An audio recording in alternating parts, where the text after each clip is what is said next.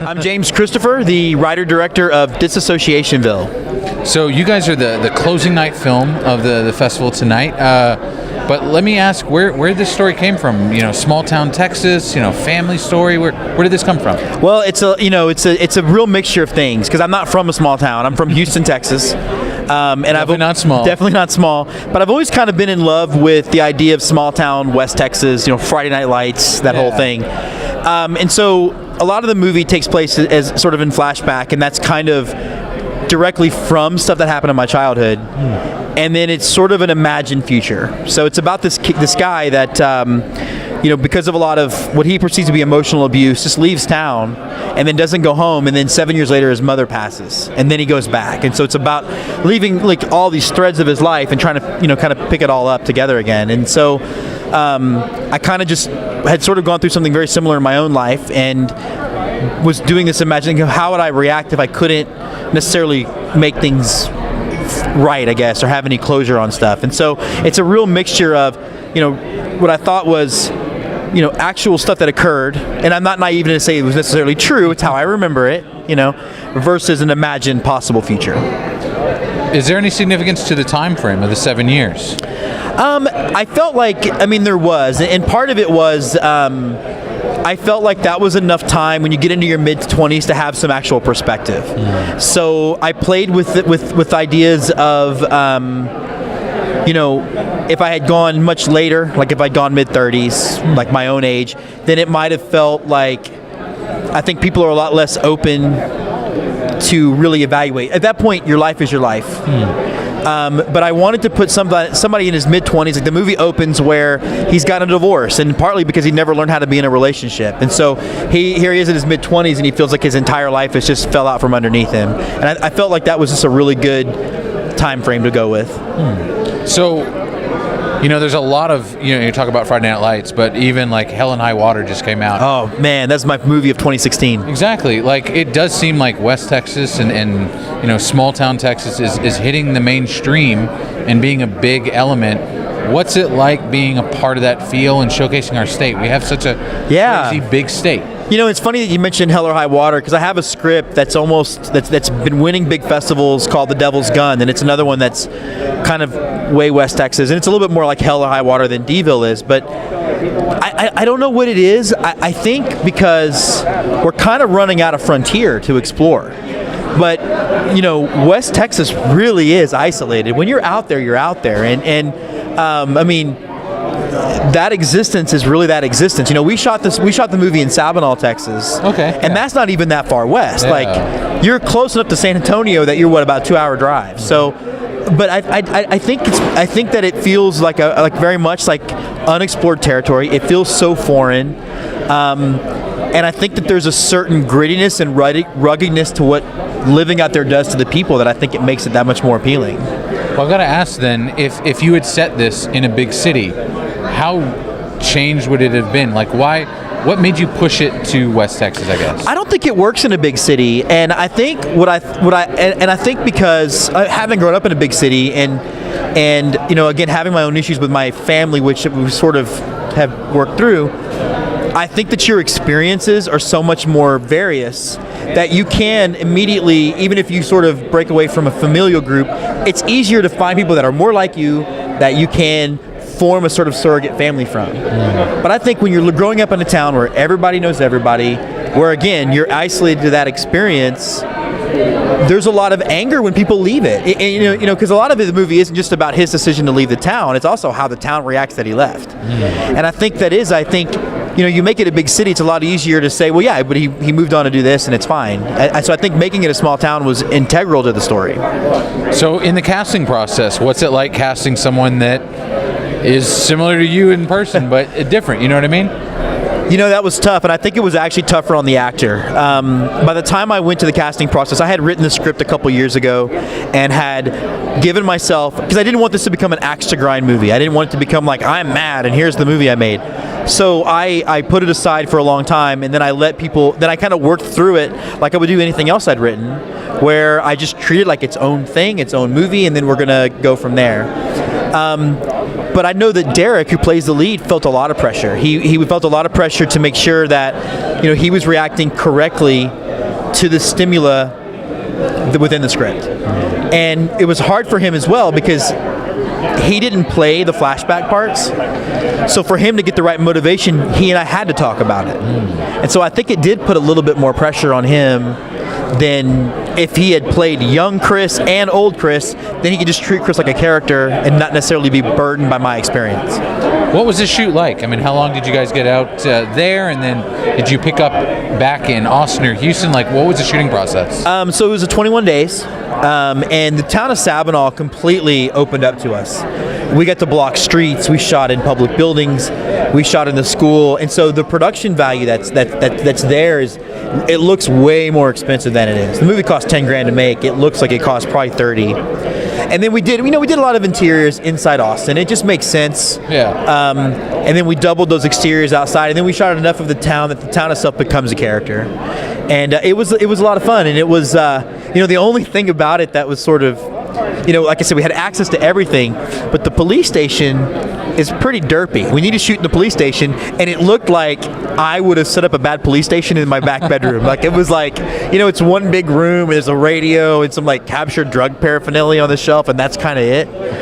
And so we kind of had to go and fix that in post and use different inserts and stuff like that. But it was honestly a blast to shoot, even though it was like pretty heavily dramatic, and I usually do comedies. It was one of my favorite shooting experiences, and it was the 12th feature film that I'd made, and I've just finished 14. So it was a lot of work. It was a lot of strain, a lot of managing. We had 4 different people play Chris at different points in his life, but it was a lot of fun. Dealing with that time element, not only of their ages, but of when they are time-wise, what was it like dealing with costuming and giving the feel of what you remember of that time frame, and you know what I mean? Well, the key to that question is remember, right? So one of the things that I knew I couldn't necessarily do on an independent level, but mostly didn't want to do, was it wasn't my purpose to go see if I could find people that look like Derek Babb at different ages. And the opening of the film, we have a monologue that talks about how I remember it all differently. And so he says, I remember like everybody being bigger and everybody. So we cast someone that was smaller, and we really wanted it to feel like he remembered himself, like he's never had confidence, basically. And that idea struck me when I seen my father a couple years before we went to shoot, and I don't remember ever being taller than my father. But then I saw him, I was like, you're like this, like I remember when you were like Zeus, and now you're just this little guy.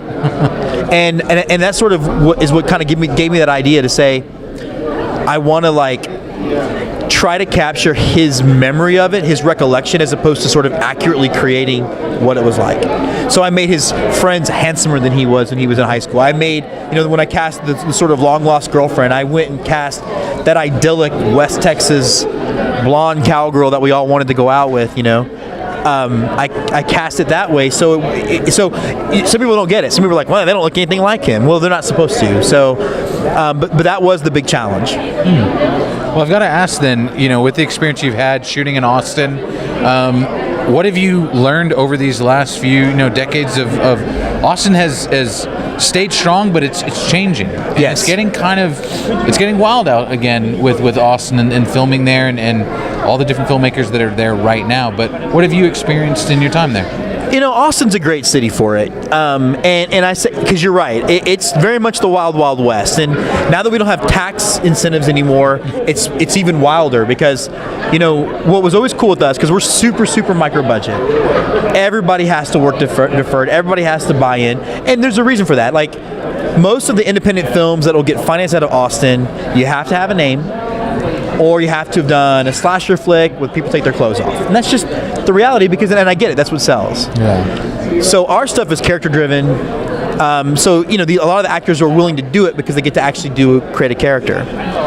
And when the tax incentives were in place, it was kind of easier for us because a lot of people moving to Austin, they were getting these smaller jobs in Hollywood films that were there, and then they would come do our stuff.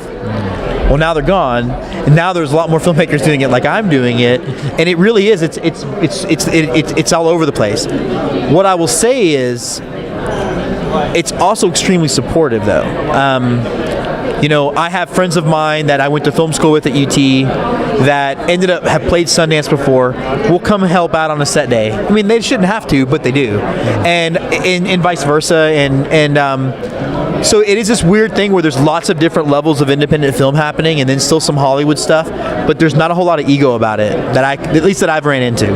You know, we're obviously a little bit north of you guys here in Dallas, Arlington area, for the shout out to the Frame4Frame Festival. But for North Texas, it's starting to try and latch on to Austin a little bit, but also create its own identity. Right. What are you getting to see from us up here in North, I guess, your perspective?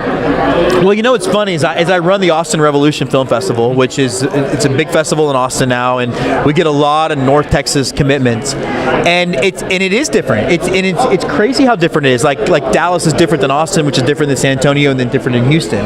You know, Houston's a big horror community. There's horror coming out of Houston everywhere.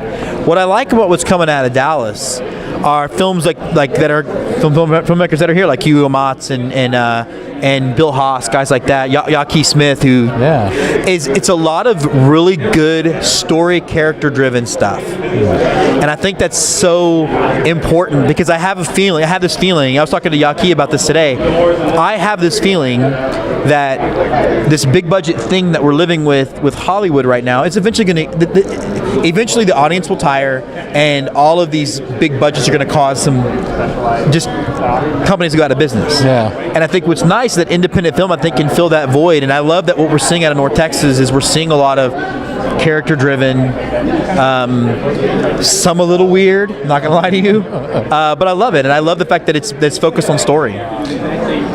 Running a film festival, how has that changed you as a filmmaker? It's let me handle rejection a lot easier, you know? Rejection's part of it. You know, I like the film that's playing here tonight is, without any sense of hyperbole, one of the most successful, truly independent films that I'm aware of. With no names, no stars, and a $10,000 budget, we've gotten into 53 film festivals and a success rate of about 40%. Wow. And, you know, rejections from the big ones, but programming my own, I realize that most of the time it doesn't come down to whether the film is good or not. It comes down to, does it fit the program? Yeah. Our festival is decidedly multi-genre, which means that I can't play 7 horror movies and 3 comedies. So horror movie number 7 might not get to make it, so that comedy number 5 can make it, or whatever. So it really, you know, I think that it's incumbent upon filmmakers to make sure that they find a festival that fits their film and stay and, you know, sort of keep their chin up. They don't hire every actor that auditions for them, so why would they expect to get in every filmmaker or every festival that they submit to?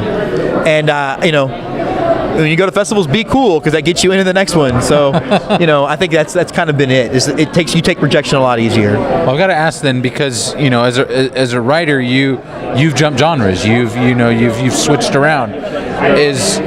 Do you always want to be that changing, or is there a genre you're leaning towards? I mean, what makes you do multi-genre? You know, what it is, I compared it to emotional crop rotation.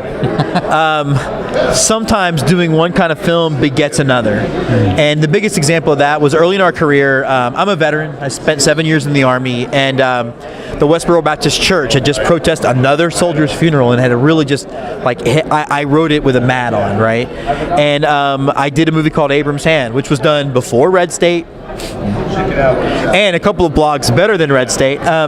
Sorry, Kevin. And but it was a dark movie. I mean, it was about what if the Westboro Baptist Church took it one step further and just started killing people.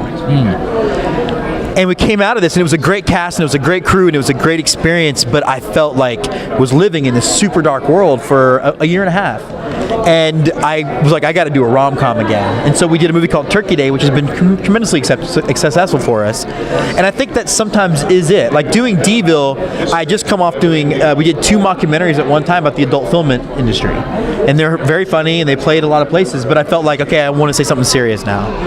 And, you know, the next movie we're going to production on our 15th movie next fall, and it's going to be a Christmas movie. So it really is for me, and I don't know if it's smart for my career or not. It's probably not. I should find something and get badass at it, and then, can I say that? Sorry. Yeah. Okay. We're on the internet. Yeah, we're on the internet. So I probably should just go get good at something and then work on that. But to me, it's like, if I'm going to work this hard, I want to just tell the story I want to tell when I want to tell it. Well, for our audience out there, tell us where we can find out more information about you, Jim, and about your films.